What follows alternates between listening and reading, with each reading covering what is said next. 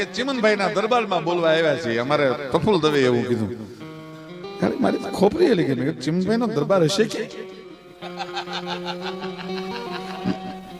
કે ચિમનભાઈના દરબારમાં બોલવા આવ્યા છે.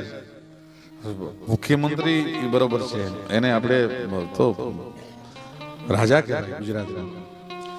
મારો વારો આવ્યો એટલે મેં કીધું આદરણીય સીએમ સાહેબ મને માફ કરે, ચિમનભાઈ સાહેબ આપ તો મુખ્યમંત્રી છો, આજે સીએમ છો, કાલ પીએમ પણ થાવ, પણ મારે આપને એક પ્રશ્ન કરવો છે કે આપનો કોઈ દી દરબાર હોય?